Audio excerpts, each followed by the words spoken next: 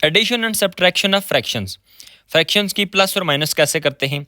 इसमें हमारे पास दो केस बनते हैं कि इफ़ डिनोमिनेटर्स आर सेम, कि जब डिनोमिनेटर सेम होते हैं तो फिर प्रोसेस कुछ और होता है, and if denominators are not same, और अगर डिनोमिनेटर्स यानी नीचे वाला पोर्शन अगर सेम ना हो, मुख्तलिफ हो, डिफरेंट हो, तो फिर कोई और प्रोसेस किया जाता है।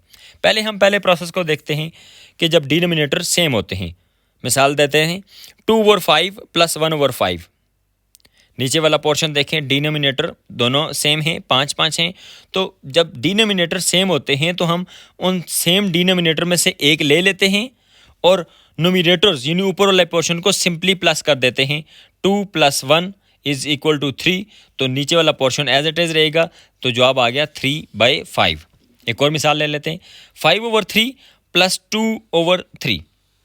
नीचे डिनोमिनेटर सेम है 3, दोनों में से एक ले लिया और ऊपर वाले जो नोमिनेटर हैं उनको सिंपली प्लस कर दिया, 5 + 2 = 7, तो जवाब आ गया 7/3। अच्छा, यही हाल हम माइनस में भी करते हैं। अगर यहाँ माइनस होता तो 5 - 2 कर लेते। अब हम दूसरे केस की तरफ आते हैं कि जब डिनोमिनेटर सेम ना हो, फिर क्या करते हैं? 1/3 + 3/5। अब देखें, पहले में डिनोमिनेटर 5 है और दूसरे में 3 है, डिफरेंट हैं दोनों। अब क्या करेंगे? अब हम ये करेंगे कि इनकी कोई इक्विवेलेंट फ्रैक्शन ढूंढेंगे दोनों की, कि जिसमें दोनों का डिनोमिनेटर सेम हो। मिसाल के तौर पर अब उसके लिए हम क्या करेंगे? उसके लिए हम ये करते हैं कि पहली वाली जो फ्रैक्शन होती है उसको दूसरी वाली फ्रैक्शन के डिनोमिनेटर से मल्टीप्लाई भी करते हैं, डिवाइड भी करते हैं, और दूसरी वाली फ्रैक्शन को पहले वाली फ्रैक्शन के डिनोमिनेटर से मल्टीप्लाई भी करते हैं, डिवाइड करते हैं। मसलन पहले वाली फ्रैक्शन थी 1/3, अब हमने इसको दूसरी वाली फ्रैक्शन के डिनोमिनेटर यानी 5 से मल्टीप्लाई भी करना है, डिवाइड करना है, तो 1 5 is 5, 3 5 are 15।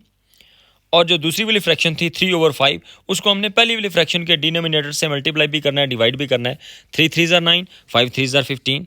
तो हमारे पास दो नई फ्रैक्शंस आ गई, 5/15 + 9/15। अब हम देख रहे हैं कि यहाँ पर डिनोमिनेटर सेम हो गए, तो अब जो हमने पहला केस पढ़ा था कि डिनोमिनेटर जब सेम होते हैं तो ऊपर प्लस या माइनस सिंपली कर लेते हैं हम। तो दोनों डिनोमिनेटर यानी 15 में से हमने एक ले लिया और 5 में 9 प्लस किया, तो हमारे पास जवाब आ गया 14। तो हमारे पास फाइनल जवाब आया 14/15।